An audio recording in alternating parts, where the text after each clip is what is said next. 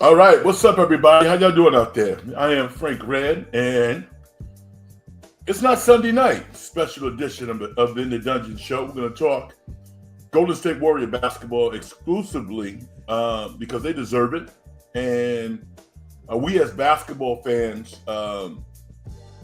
should have a place where we can talk shop and break the game down, and maybe talk about some of the nuances that played a key role in the Warriors beating the Memphis Grizzlies 134 to 125. What felt like a game 6 in a 7-game series. Game 6, game 7, back and forth, high-level basketball. And whenever I hear people talk about the demise of the NBA and the ratings are down, I don't care about that.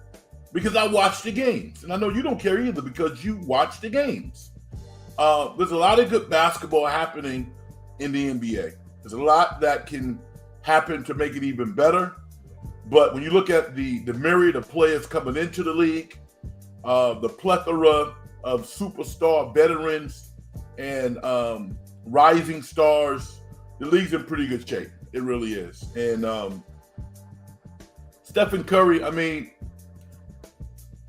I know he's 37, but when you think of Stephen Curry, you don't think about his age, do you? You just look at him as the maestro that he is, the magician, the once-in-a-lifetime player that he is, the player of his generation. That's what he is. He was on one tonight. 12 threes, 52 points in a dagger-type performance. And he needed to do that because the narratives out there about Ja Morant falling off and not being what he used to be, we got a chance to see him up close and personal tonight. And he looks as good as he's ever been. He had 36 points, was as quick as hell, got the spots on the court. But he was grasshopper tonight. And Stephen Curry was a sensei, was a master. And it was good to see that embrace at the end of the game between Stephen and Ja because that's how it should be. But Ja Morant had a fantastic game. The only difference between he and a Stephen Curry and maybe some of the other all-time greats, his basketball IQ is still evolving. You know, for somebody who handles the ball as much as he does, he should have more assists, I think. But what a player. We might have time to get into Ja Morant a little bit also because I want to see him traded. I do. Don't want to see him banished, but I would love to see him in a different location so he can get another reset and be the great player that he is. And, maybe win some high-level games, maybe even win a title, but have the career that I think most people think that he can have. As I digress, this is not about the Memphis Grizzlies. This is about the Golden State Warriors, who were victorious 134 to 125 over the Memphis Grizzlies. And obviously, Stephen Curry's 52 points performance is going to rock the nation, raise eyebrows all around the world, because that's what happens when you put on like that. But Jimmy Butler had 27 points. In a maestro-type performance, two-way player.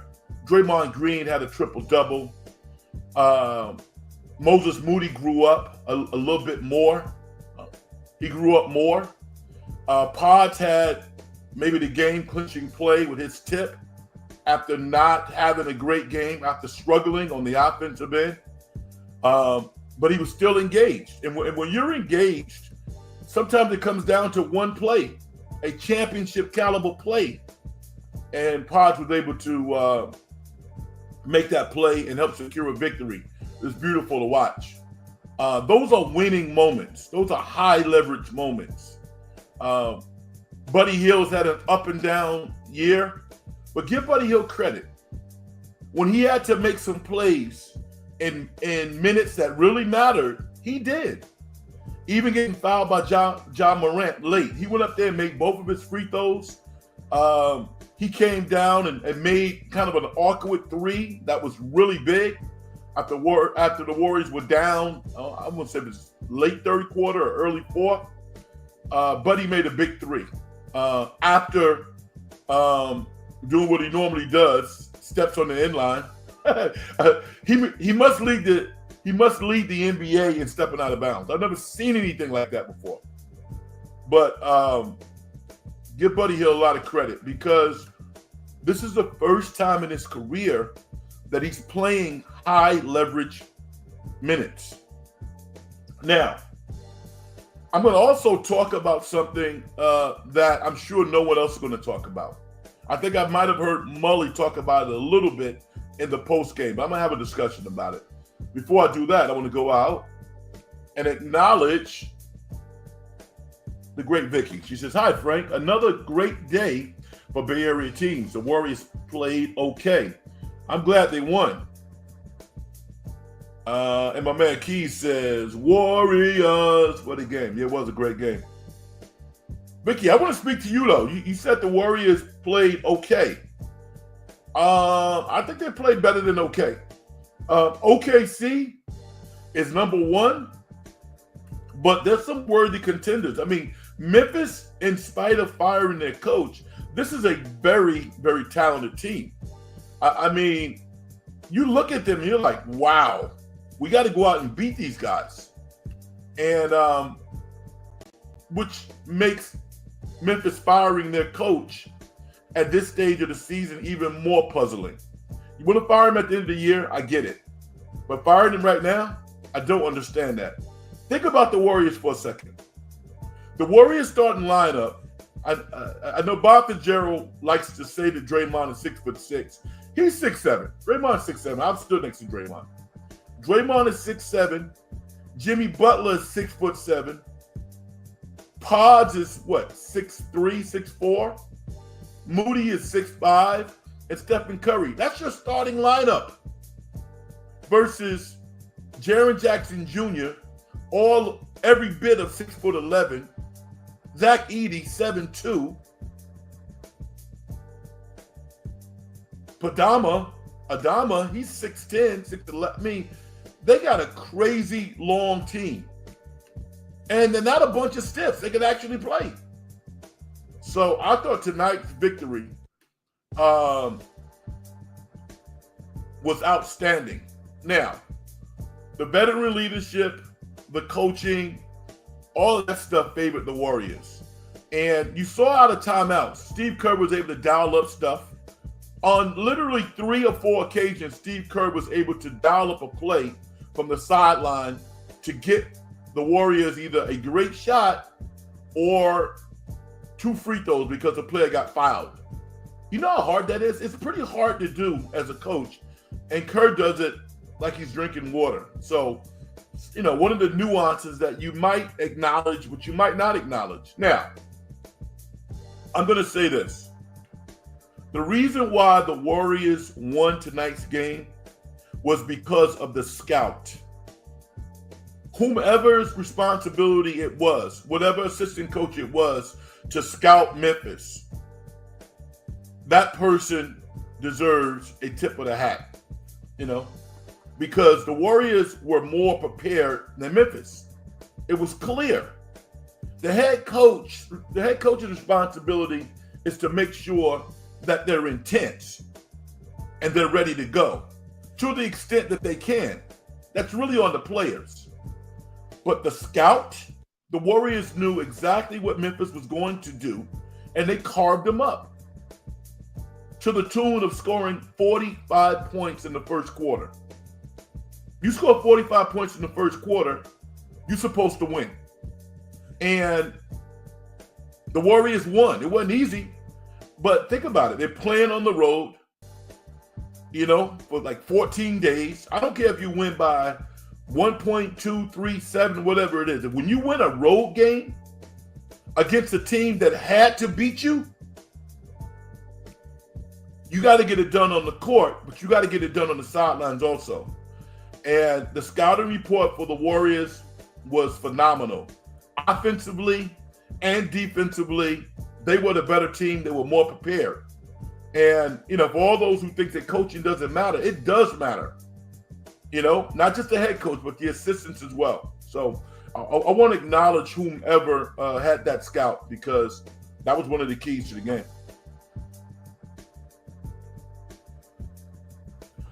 Glendocius says, what's up, brother? He says, Kuminga is probably getting traded this offseason. I've said that's a 50-50 proposition for a long time. And,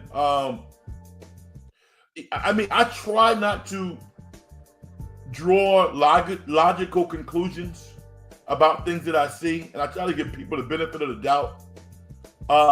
But this was a game that I was hoping that Kuminga was going to play. I know his ankle is probably hurting. It's not 100%. I've seen players come back too early and re-injure themselves and put themselves in a position where they were not in a favorable place to negotiate. I understand all of that. And I wish that it wasn't like that, because I think it does affect chemistry. And I'm not saying that Kuminga is holding out or he is waiting till he's 100%. I don't know what the decision-making process is. The Warriors could have told him, listen, we're not going to play you this game, even though he might have said, I want to play. We don't know. But aesthetically, I just kind of knew that Kuminga was not going to play. He's not a quick healer. Historically, he has not been a quick healer. It's not necessarily his fault. It's not anybody's fault.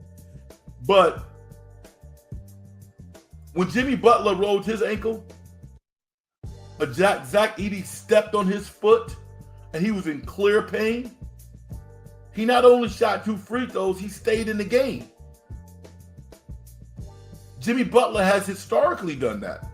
Now, there have been times in which he has not played, but Jimmy Butler is one of those guys that, he's a foxhole guy. He really is. And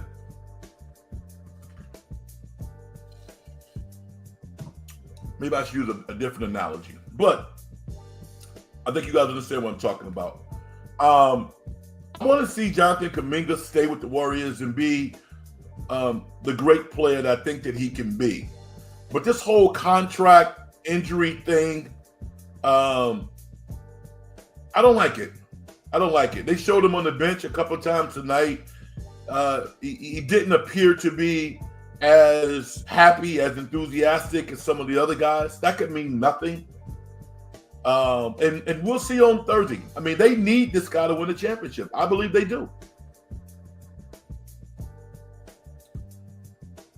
Vicky says, if JK can't stay healthy, they may not get a lot for him.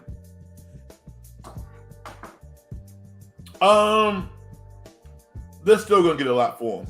If they want to trade him, he's definitely tradable. And I think what the Warriors probably would want, Vicky, is, they want a decent player back, but they want picks. They want a lottery pick for him.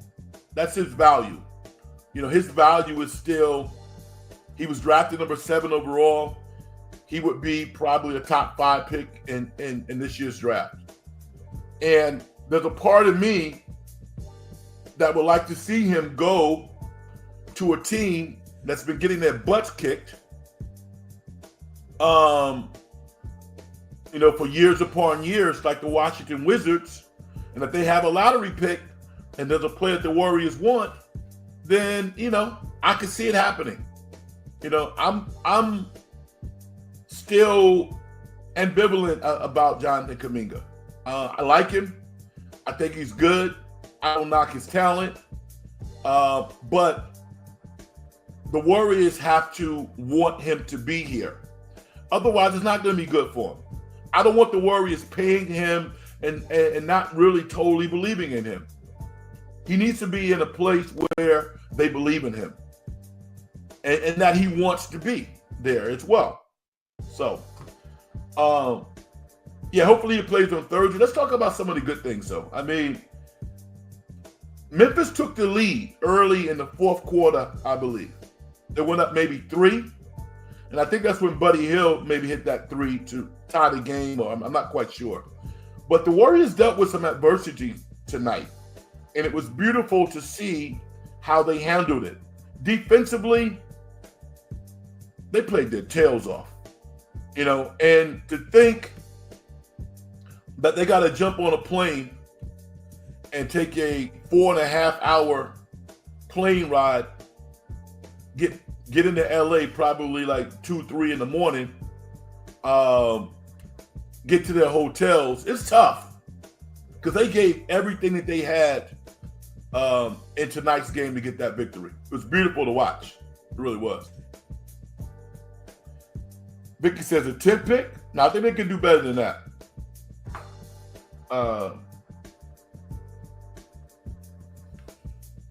Good Steph. I'm so ambivalent about Buddy. Yeah. Well, I understand, Vicky, and I'll say this. If it wasn't for Buddy Hield's contract, he would have been traded. He would have been traded. But the Warriors couldn't trade Buddy Hield because nobody wanted him, which is why, Wiggins had to go if they were going to get Jimmy Butler, but I think they probably wanted to trade Buddy Hield as well. But he got a 4-year, $32 million deal. Ain't nobody taking that deal. So, to the Warriors' credit, they said, okay, what does he do well?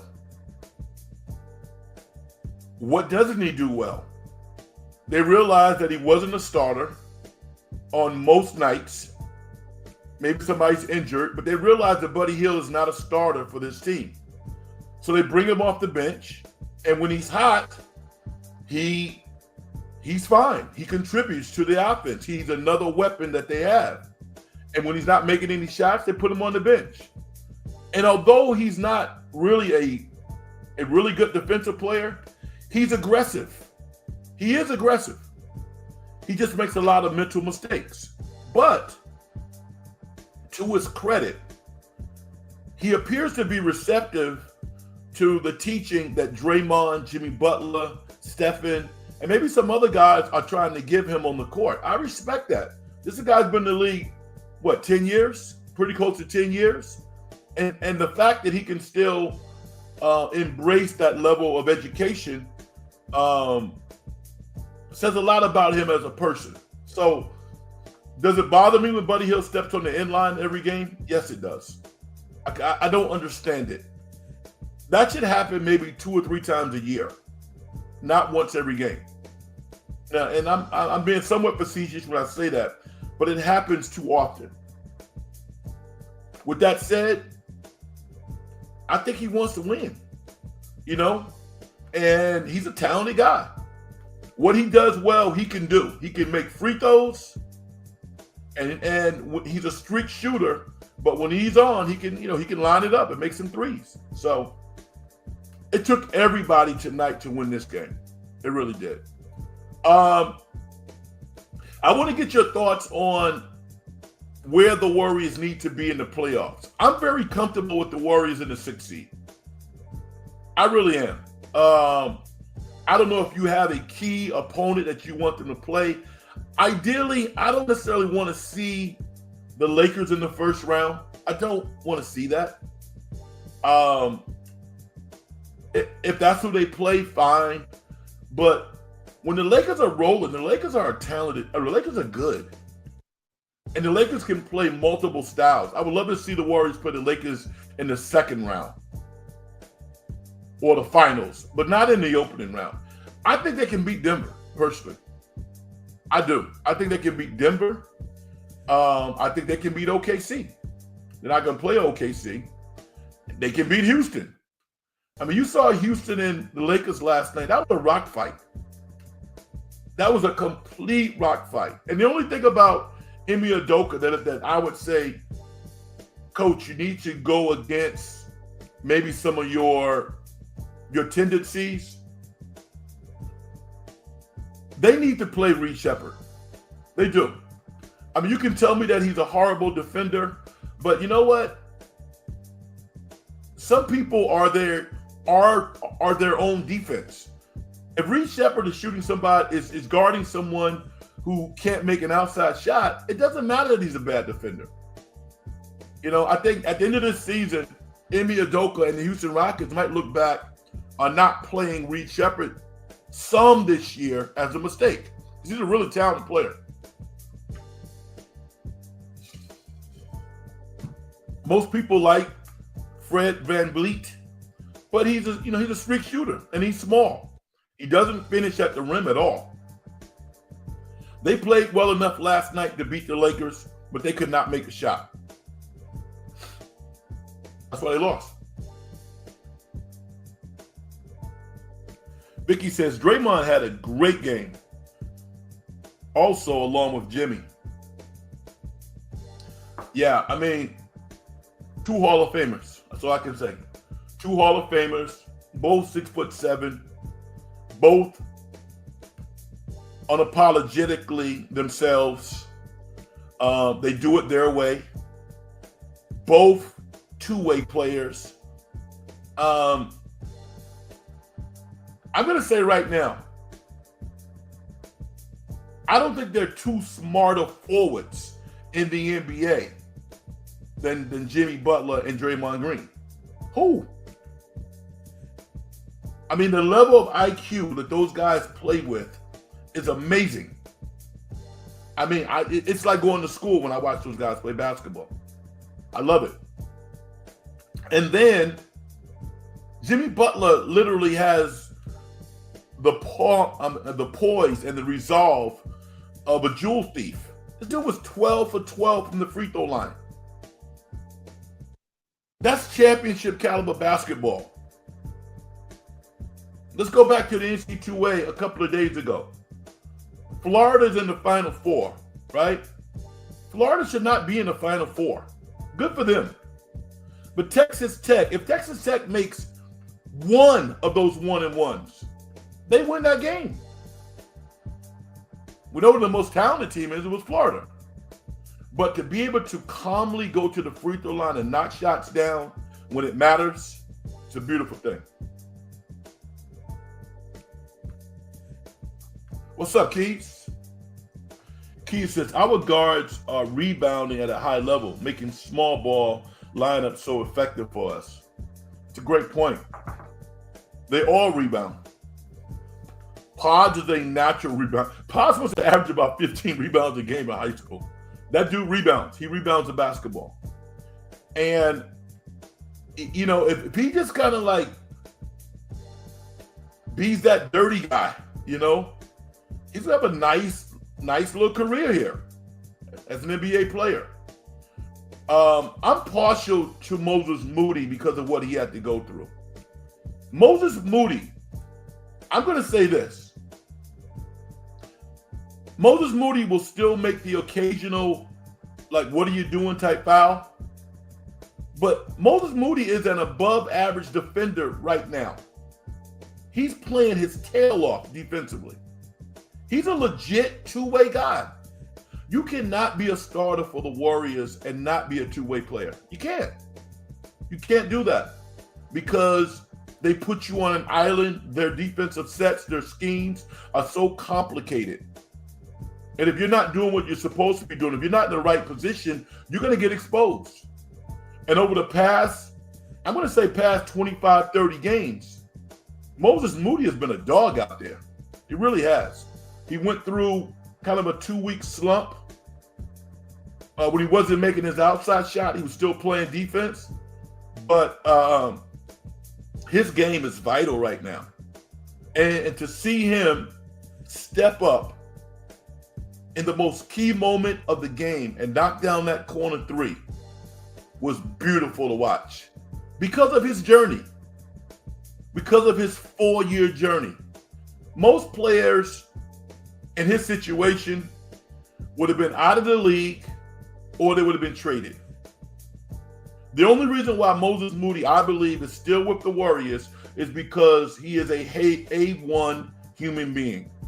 Good player, but it's his character. They like him. Everybody likes him. He's a pro. He's a pro's pro. At such a young age. It's amazing. So I root for guys like that. a lot like Looney. When you look at Thursday, what do you think? They're playing in LA. The lights are going to be bright. It's a TNT game. One of those ratings games that the NBA loves to set up.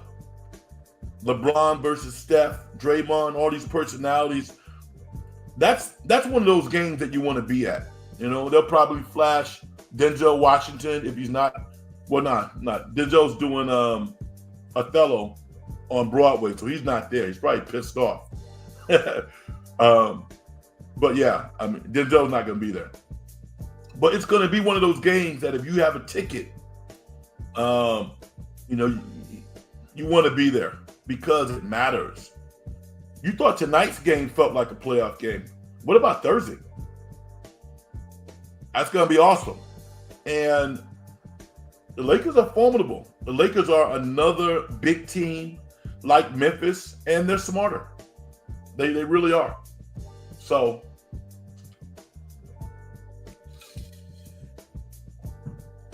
with that said, I think I always look at games individually. I never look too far down the road.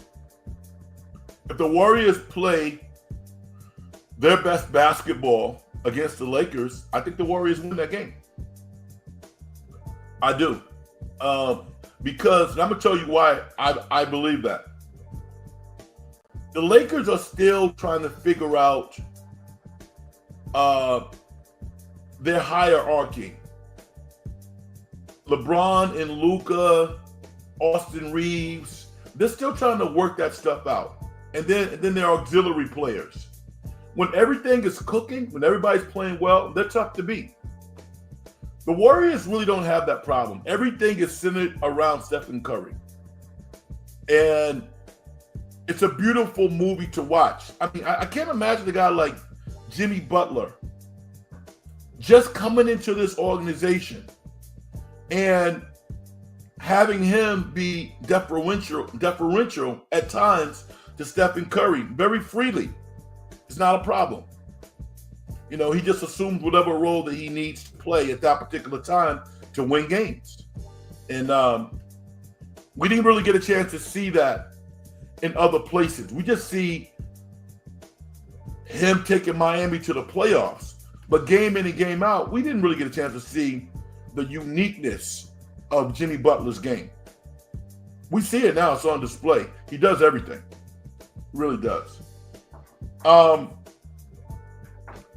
Some of the comments that I made about Quentin Post over the past couple of weeks or so are starting to come to fruition in that he has to be more than just a guy who can make shots. The first half, he was awesome. Was knocking down threes. Second half, he really couldn't make a shot. He was wide open a couple of times. He couldn't knock those shots. That happens. That's okay. You know, that's why I think that for him to really have a long-lasting career, he needs to find a way to say, you know what? My ability to shoot from the outside is a tremendous weapon for me and for my team. But if I'm not making shots, I still have to find a way to contribute to success. And I don't think he really does that on a consistent basis defensively. And, you know, like we talk about how small the Warriors are. Quentin Post is 7'1". He ain't small. He ain't short. But he doesn't play big. And that concerns me because I want to see the guy on the court because he's an absolute weapon. He really is. So I don't know if you guys are watching this, but that's concerning to me. And more than anything, when I think about NBA players, I think about all of them getting paid. Because Steve Kerr kind of likes to have like this whimsical approach to basketball, kind of college-y, where we use all these guys and they fulfill a role. And it's hard to negotiate a contract when that's how you viewed That's when that's how you are viewed. That's why it was important for Moses Moody, to really get some numbers up so he can negotiate. Now, his numbers are not extraordinary by any stretch of the imagination, but you need to be able to go into the room and negotiate a contract and say, listen, this is what I do. And I think being with Clutch helped him. He got his money. I want to see Quinn Post get paid, but he has to be more than just a three-point shooter.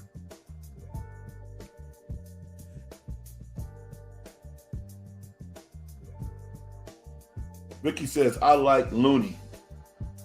Everybody likes Looney. We all love him. I won't say must win, but very important game. You mean tonight's game or Thursday? Sometimes I wish Post would get rebounds. Okay. If he is having a bad shooting game. That's what I just said, right? And I had not read your post, but you and I are on the same wavelength. The other thing about Quentin Post is like,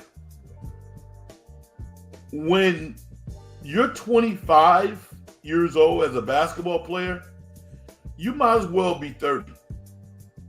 That's old to be a rookie, which is okay. There's nothing wrong with it. Mario Ellie, I'm friendly with Mario Ellie. Mario Ellie came into the NBA at around 25 years old, wound up playing 11, 12 years, won 3 championships. So Quentin Post could have a very good career, but the emotional part of the game is something that he needs to get on top of. He really does, because the talent is there. He has a tremendous skill set. Every time he's on the court, he's raining down those threes. He's embarrassing organizations that didn't pick him, who didn't think he could play.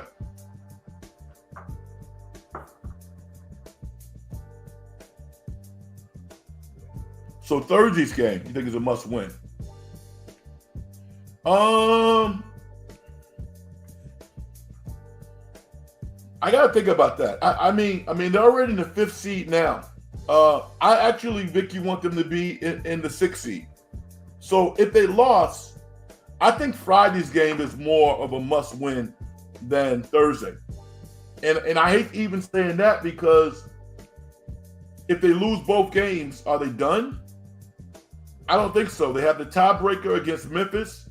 They have the tiebreaker against Minnesota.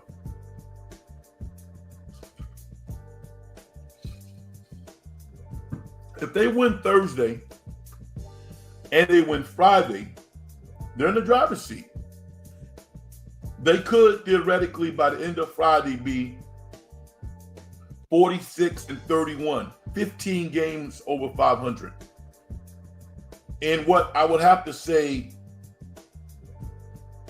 has been a really good year for the Golden State Warriors. And that whole perspective has changed in the last 26 games. So the Warriors now are 21-5 with Jimmy Butler? That's amazing.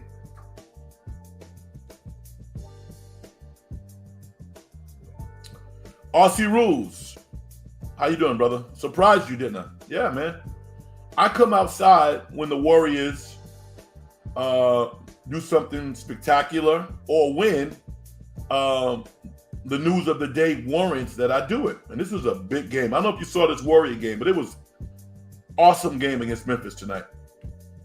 Early morning your time. Not early morning. It's about what? What is it? It's about 11 a.m. in Tyler. 11 a.m., 12. Hi, Frank. Winning OB and TO battle was key. Offensive board and turnovers, yes. I like Pod's put back. Need more of this, in my humble opinion. You're on top of your game, Aussie Rules. Yeah, Pods had shot 2 for 9 or whatever it was. None of it matters. None of that matters. He made the play of the game. But yeah, the Warriors out-rebounded this mountainous Memphis Grizzlies team 49-43. With literally two 6'7" players in the front court and a 6'5.5" wing in Moses Moody. And that's like I always, you know what? I always say this. If you are a good, I mean really good basketball player who is between 6'7" and 6'9", you can play in the NBA. You can play in the NBA. If you're 6'7" to 6'9" and you're really, really physical and you're really, really smart, you can play in the NBA. I'll use the same analogy for a women's player who is probably 6'1" to 6'3", playing the forward position. If you're really physical and you don't make a lot of mistakes, you can play at this level. That's why, to me, Draymond Green is so unique. And I feel lucky to have watched not only his pro career, but his college career as well. Because I'm a fan of basketball and I'm a student of the game. This dude is one of the most unique players in the history of the NBA. He really is. The only player that I would say was more unique than him and more emphatic in a lot of ways is Dennis Rodman. And for those who didn't get a chance to see Dennis Rodman play beyond the highlights, I wish you have seen this guy play. Dennis Rodman would have been incredible in today's NBA because today's NBA is even more specialized. Even more specialized. You know he would lead the league in rebounding. You know that he would play defense like Draymond Green. He was totally unselfish. A lot of fun to watch. Vicky says Denver is tough. They are tough. And one of the things that makes Denver tough, like the Warriors, is they execute in the half court. A lot of NBA teams don't execute well in the half court. Denver does. Why? Because they can throw it down to that big Buffalo inside, Jokic, and he knows what to do with it. Early in the shot clock, late in the shot clock, it doesn't matter. So schematically, the Warriors have to have a game plan against him. You can only do so much, but I would rather see Aaron Gordon beat me than Jokic. So I'm throwing a hard double at him. I might even use Trace Jackson Davis. I'm using 18 fouls, you know. Maybe not the whole game, but I'm being physical with him. Even though he can step outside and shoot the perimeter shot, I'd rather him do that as opposed to just, you know, tear up my interior on the post. I'm getting the ball out of his hands. Jamal Murray has rallied some, but he hasn't had a spectacular year. Aaron Gordon was hurt early on. He's playing good basketball. I just think that the Warriors can grind out a series win over Denver, as hard as it's going to be. It's going to be hard, but I think they can do it because of their intellect and their half-court execution. And they got Stephen Curry. Vicky says, you made a comment about Kerr being whimsical. I think Phil Jackson taught him that. Yeah, absolutely. Yes. And Phil Jackson is my favorite coach. But Phil, you know, again, that's okay when all your players are paid. You know, the Warriors can be hard negotiators. I mean, Laker pays people, but I'm sure it's more difficult for reserves to get the money that they deserve. And the example that I will use is, think about it. The Warriors could have paid GP2 as a free agent. They didn't pay him. Aaron Goodwin had to go to Portland to get the money for GP2. And then what did the Warriors do? They traded Wiseman, the number 2 overall pick, and 3 second-round picks to get GP2 back.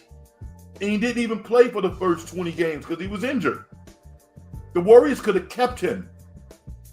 So it's hard to negotiate contracts when you are a reserve player and you don't have bona fide numbers.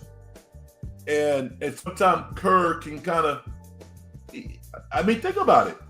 For the first 35 games, if you look at Trayce Jackson-Davis's numbers, you would say, wow, his numbers are pretty good. He's probably averaging about 12 points a game, 8 rebounds, something like that. But if you look in between the lines and you see how it was affecting winning, you probably drew the conclusion that something needed to change or he needed to play even better because he dropped a lot of passes. One of my bugaboos, I said this before, you can't shoot below 70% in the NBA. You cannot, particularly as a front court player. If you're going to get fouled, if you go to the free throw line 7 times and you're only making like 4 free throws on average, that's not good enough. Teams lose games in the NBA on the margins. It's hard for young players to kind of understand that. But your fundamentals got to be really, really tight. And I think Trayce Jackson-Davis is going to be in the NBA for a long time. Hopefully it's with the Warriors. Apparently he's a great guy. But he got to tighten it up. He really does.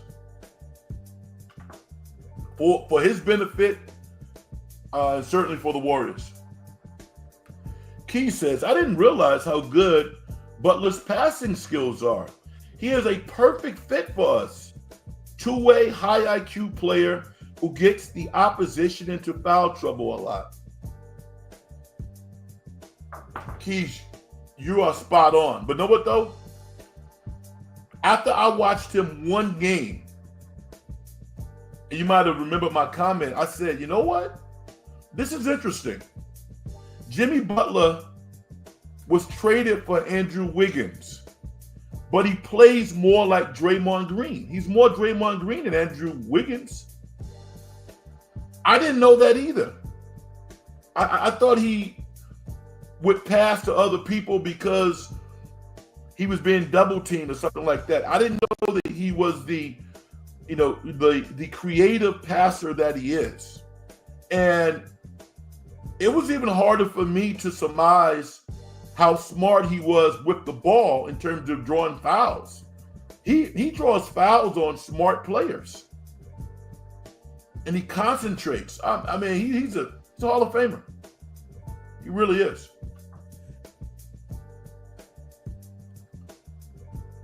Vicky says, sometimes Draymond drives me nuts when he throws the ball to a fan. Yeah, it happens. Jimmy drives to the bucket. Yeah, he does. He's just a smart player. Ron Iglesia, how you doing, brother? Frank, what's up, my brother? I can't believe they let Steph, Draymond, Jimmy, freaking Butler team up. I know. Isn't it beautiful to watch? Isn't it awesome?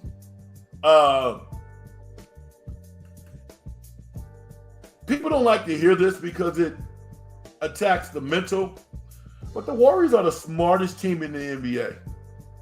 That's why I like some of the national personalities. I don't want to give them any love, but the national shows, and I don't listen to a lot of local radio, but the national shows, generally speaking, are hesitant to give the Warriors credit. The Warriors are now 21-5 with Jimmy Butler, and we listen to people talk. You would think that these are not real numbers. These are real numbers. It isn't like, for the last 10 games they played teams under 500. I don't care. When people throw out stats like that, listen, they beat the teams on the schedule. They're 21-5 with Jimmy Butler. That's amazing.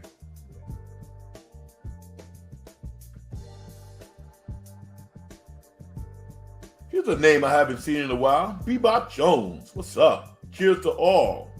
Steph with the 50 burger. San Francisco looking to finish the season on a high.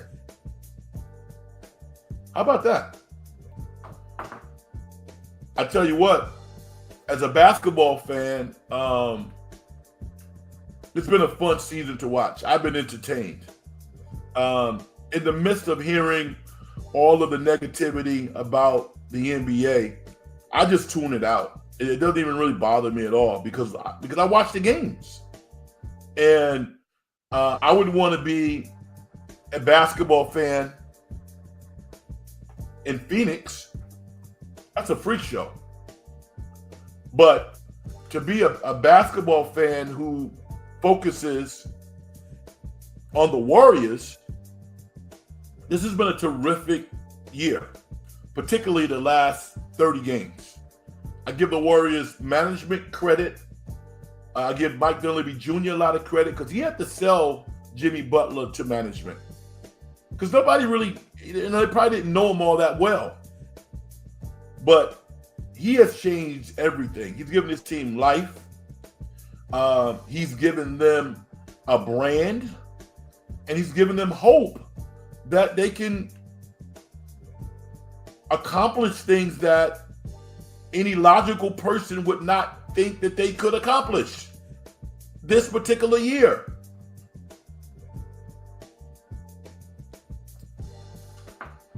Been fun to watch. Bro, remember what they were saying after the trade? Worst trade during the deadline. They gave up too much. Lakers won the deadline. Blah, blah, blah. Credit for Joe Dunleavy for making the move. Absolutely. Absolutely.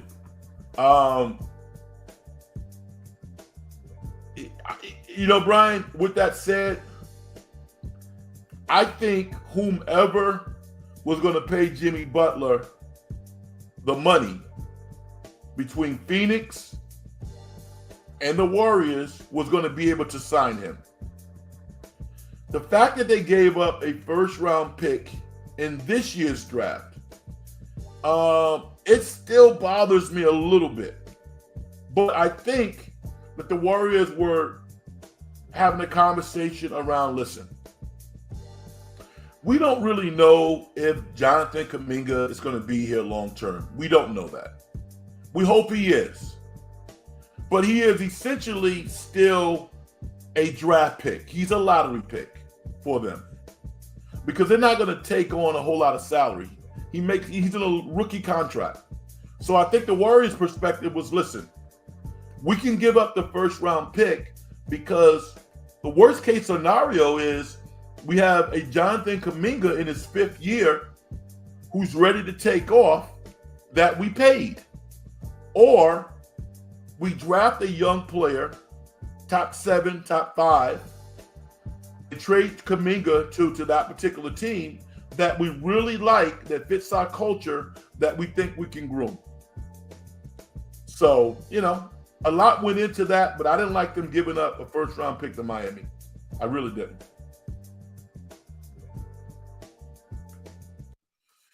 Steph kept saying he needs help. He needs help. I'm so glad they got Jimmy.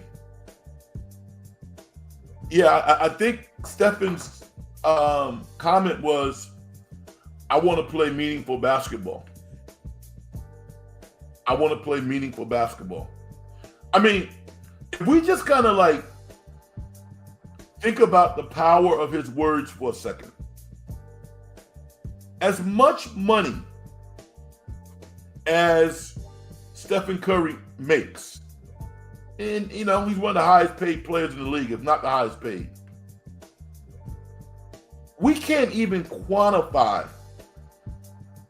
his worth to the Warriors and the NBA.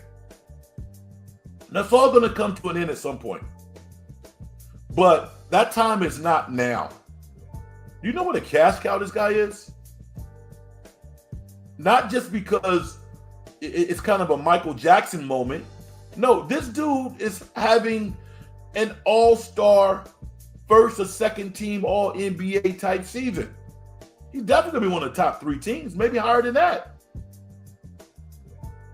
We haven't seen anything like this before. We haven't. LeBron's on a whole nother level in terms of what he's doing. He does it differently. But for a guard, I don't remember. I've been watching basketball for decades. I can't remember any guard playing as well as Stephen Curry is playing right now at 37. Who? I'll wait, because it has not happened.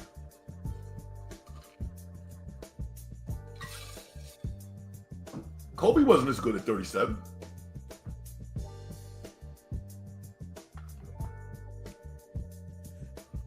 Vicky says, if they get the 5th pick, flip it for number 1 to get flagged. Vicky, you're a shark, huh? You're a tough negotiator. She's like, I want it all. Bebop Jones says, he's going to have his own room at the Hall of Fame. Yeah, man. Yeah. I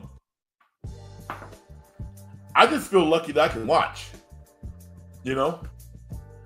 because it's not normal. It's not normal. It really isn't. And I'm going to say this. Vicky, obviously I'm joking, but I think they can get a top 5 pick for Kuminga. I think top 5 is more than reasonable. I think so. But quietly, I'm going to say this too. I don't know if anybody's thinking along the same lines that I am. But the Warriors' success, to me, is building the momentum for the Valkyries. I can't wait. They have the 5th pick. I want to see who they take. But that's going to be fun. I don't know about you all, but I'm going to go out to probably maybe 2 or 3 games that I'll pay for. Well, not 2. I'll probably pay for 2 games with some really good seats. And maybe I'll cover a couple of games as well. But I'm excited to have WNBA basketball in this area. I think that's going to be a home run. I mean, they're already have established records for season tickets. They're going to be very, very successful. And it'll be interesting to see what they look like on the court. I assume not undifferent than how the Warriors play. It's going to be an up and down type game with a lot of shooters. But I'm interested in seeing them play. I really am. Brian Iglesias says, I heard a lot of people saying that they didn't like giving up the 1st round pick. Realistically, that pick might be in the late 20s. I'd rather give up a 1st this year than JK. The better the Warriors play, the lower the pick gets. That's true. I had envisioned that pick being somewhere between 14 and 18. And in this year's draft, a player drafted between 14 and 18 could one day be an NBA All-Star. Now,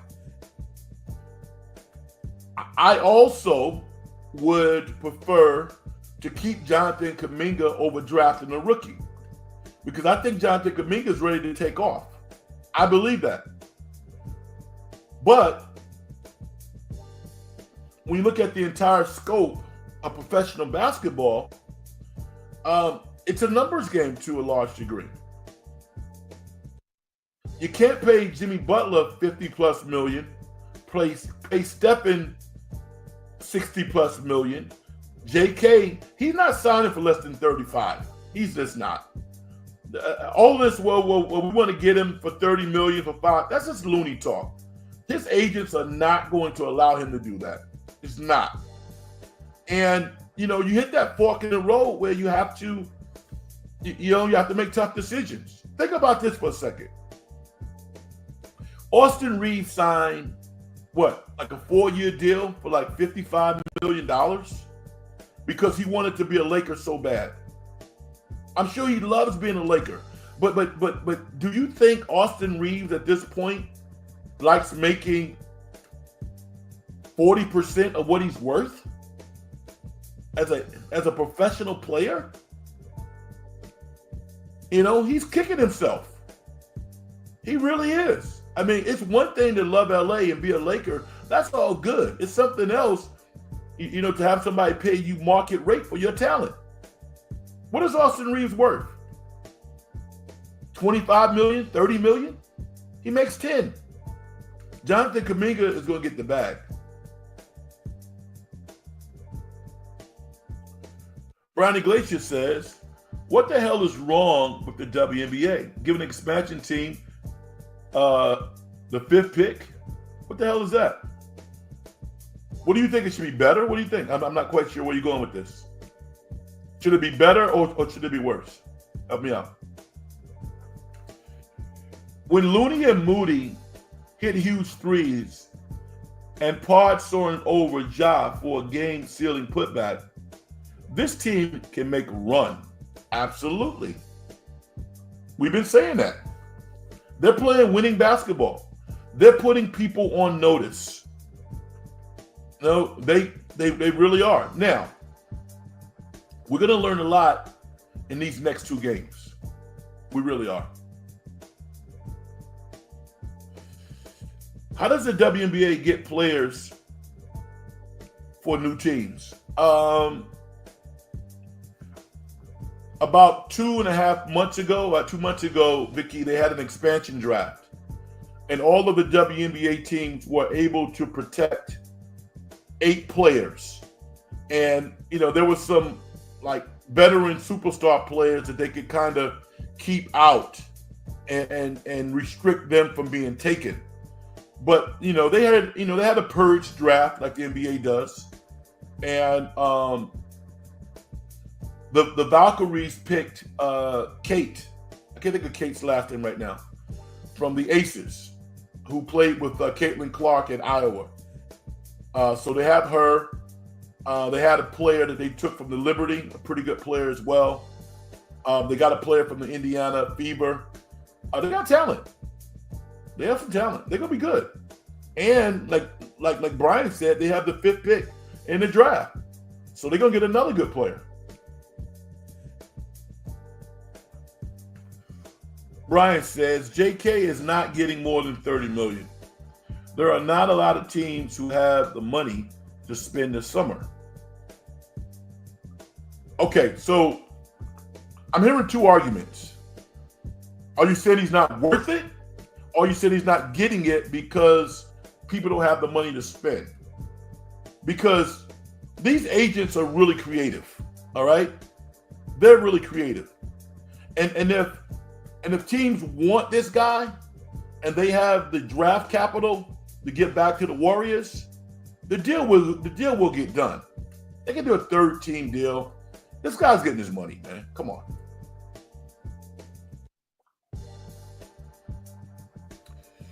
Golden State Valkyries should have the 1st pick. Okay. No, they shouldn't have the 1st pick. You know, why? Because the league doesn't have that many teams. You know? So teams that have been losing money for 2 decades, you know? I mean, no, I don't think they should have the 1st pick. I think having the 5th pick is actually fair. I do. And it gives the Valkyries management team an opportunity to show that they're actually better than everybody else. If you have the 5th pick, you should be able to pick, what, the 3rd best player in the draft. And this is a strong draft, by the way. Although with Olivia Miles going back to college, that's going to take another really good player out of the draft. But, you know, obviously Paige Beckers is going to be number 1. The 6'6", 18, 19-year-old out of France, I believe is going to be number 2. Iria Fan out of USC, she's going to go somewhere between 3 and 5. It wouldn't surprise me if the Valkyries didn't take her. You know, a former Stanford player. She's smart. Really talented, 6'3". Keep your eye on her. I guess Clark wasn't on that list. No. No, she wasn't. Look at what's happening to Purdy. I think the 49ers are playing hardball with Purdy. Sucks for Purdy. It does suck for him. But you know what? I spent the whole year listening to people on the internet, talking about how great he was. He was a top 5, top 7. I'm like, nah. Is he good? Yes, he's good. Is he being squeezed? Yes, he's being squeezed. I think he's in the Jalen Hurst camp. He's a $50 million contract. Stop playing. Stop playing. He said all the right things. He's done all the right things. We got to stop looking at where he was drafted 5 years ago and 4 years ago. It just, you either want him or you don't want him. But this, we're going to sign Mac Jones to kind of, strengthen our negotiating position. I don't like that crap. I don't like it. I know it's a part of negotiation. It's business. I get it. I don't like it. Brian said at least give the Valkyries a top 3 pick.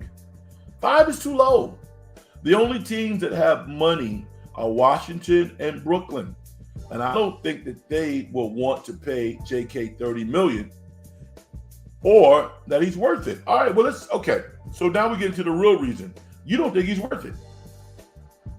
Because Brooklyn would definitely pay him. I lived in New York my whole life. Jonathan Kuminga would be immediately the biggest star on that team. It is a business, right? People have to want to come to the games, right? The 8-year-old, the 9-year-olds, the 10-year-olds. That's why they come to the games, to see stars. There's no stars on the Brooklyn Nets. Not a one. Jonathan Kuminga in Washington with Jordan Poole, with some of these young emerging players, would be a thing. He would be a thing. Now, how that evolves into wins, we can have that conversation too. But Jonathan Kuminga is a star. He really is.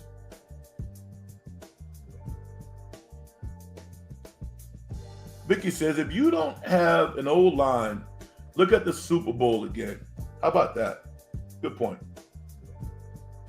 Would Minnesota trade McDaniels for Kuminga?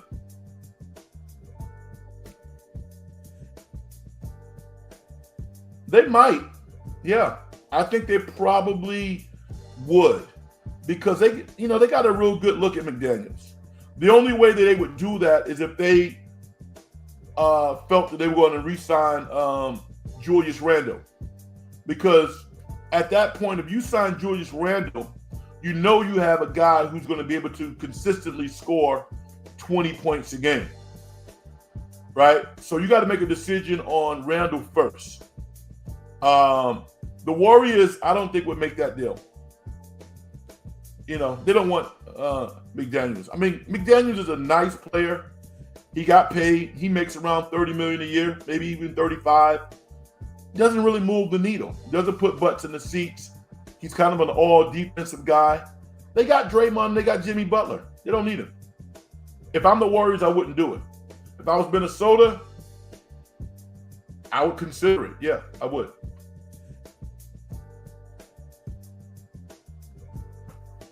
Vicky says, Brooklyn is looking for stars. Thank you, Vicky.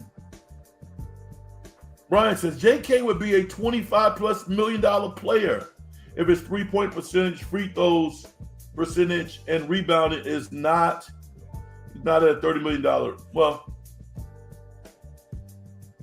that's fine. I mean, and you know what? There are many people out there that think that he's not worth it. But the reason why he's still on the Warriors is because every time they pick the phone up or they get a phone call, they realize that he's valued more than they value him around the league. That's just a fact. I had a hard time seeing Jonathan Kuminga scoring 20-plus points a game. And then I looked at him when he wasn't injured. He was starting over a 20 to 25 stretch of games in which he started. And he averaged over 20 points a game. In an offense that's like very pass-oriented, this dude will put numbers on the board. In Washington next year, he would average over 20 points a game. No doubt about it. At PMP Warriors would do that in a heartbeat. And the Wolves would be stupid too. PMG, what does that? Help me out there. I'm not good with acronyms. I want draft capital for JK. Exactly. I agree with that, Vicky, which is why, like, you know, maybe the Warriors would take a role guy like Kippert back, somebody like that. Or Washington has a couple of nice young players. They do. The Warriors would take one of those really good role players and a top 5 pick. They would do it. If they can't get to their line of demarcation with Jonathan Kuminga, then they would trade him to the East Coast. You know, they're not going to trade him to their backyard. Because I'm like this. Would you trade Jonathan Kuminga for Keegan Murray? I don't think the Warriors want to do that. I don't think they want to do that. At this point, I think the Kings might do it. Keegan Murray has flatlined, and it's obviously not all his fault, but we kind of know who he is at this point. Jonathan Kuminga has some real arrogance in his game that you need to think that you can be a top-notch player. He might have too much of it, but he puts the work in the summer. He has the best training tapes of anybody in the NBA, and he's gotten better every year.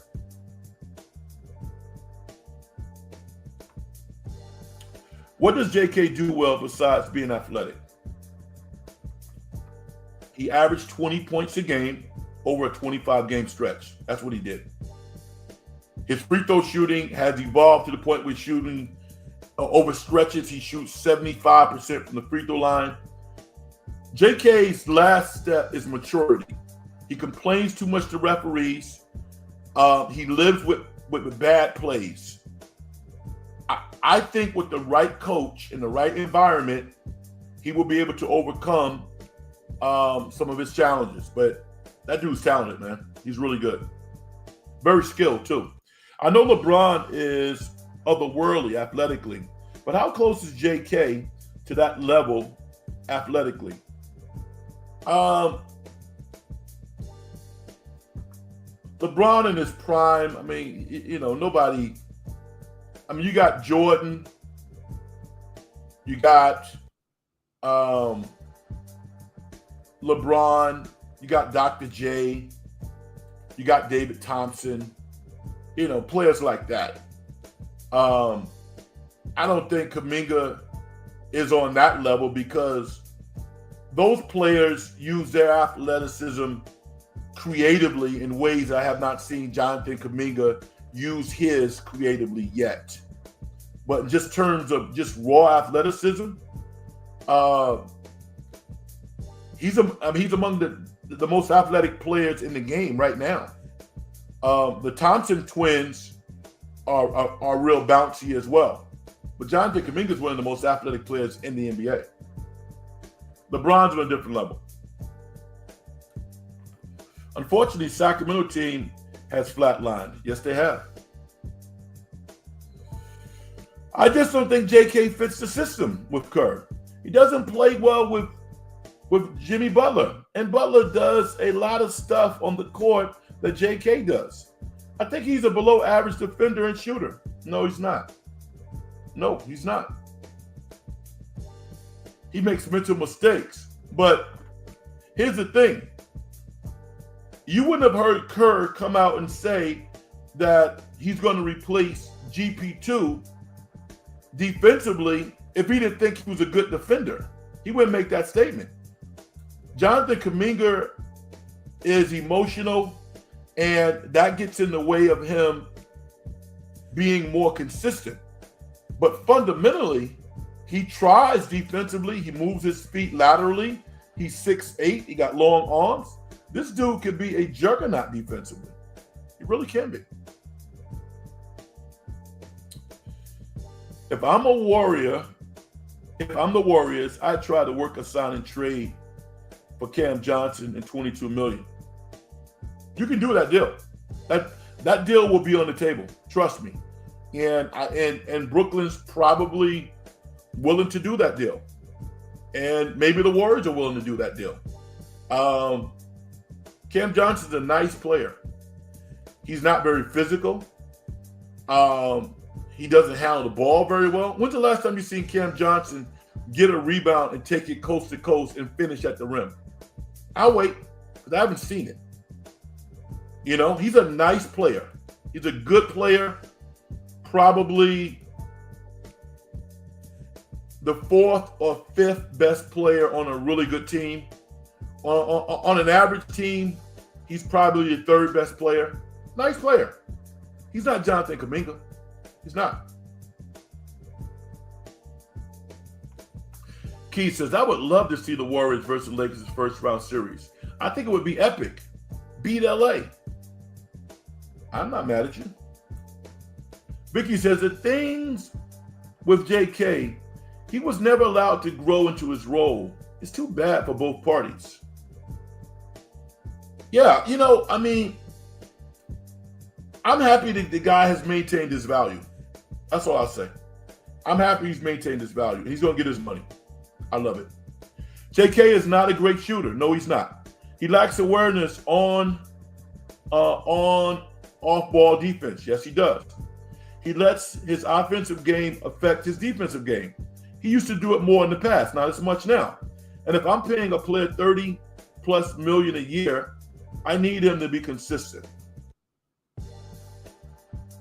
You need to go back to 1980, man. This is 2025, where owners have negotiated a TV deal for $75 billion. This is an era in which Wick, the owner of the Boston Celtics, paid $360 million for Boston 25 years ago, and now the franchise is worth $6 billion. Do you want the owners to make all the money? Do you want the players who are taking years off their lives, running up and down the court, not to maximize their earning potential? Think about that.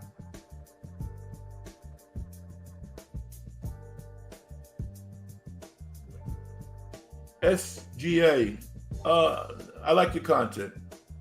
How are you doing? My back hurts. You're the GOAT and the OG. I'm not a GOAT. And age is a number. You know what I'm saying? Age is a number. Age doesn't even matter. Do you have the skills or not? All right? Are you good at what you do? I have visions of one day touring Europe, going to Europe, going to Denmark. I was talking to somebody about this today. I got 4 songs on the internet right now, right? I'm going to release 2 songs within probably the next couple of weeks. I'll have 6. And I'll put some more stuff out in the summer. I'm going to put 10 songs on the internet, 10 rap songs, all good. And at that point, I'll have more than enough songs to do a legit show and go on tour. That's what I want to do. Age doesn't matter. It's about the moments. Are you good at what you do? That's all that matters. Are you good at what you do? You know? Age is a way to limit people. Don't let anybody limit you. I don't let anybody limit me. PMG says, preach. Give the players all the money. They deserve their fair share. I'm not saying they shouldn't pay the players, but I just don't believe he's worth paying $30 million a year at the age of 20. What did his age have to do with it? Nothing. Contracts and salary caps are a way to maintain control. If Cooper Flag goes to Brooklyn or he goes to Utah, he's not worth $30 million a year? Really? I mean, if we're using logic, he's not going to make that because he's on the rookie salary cap. But salary caps are significantly weighted to protect owners, not players. I think you need salary caps. I think that they work professional sports, but I mean, look at gross receipts, revenue, and that's how you pay players. You know, a lot of times older players don't like it, but it's based on when you were born.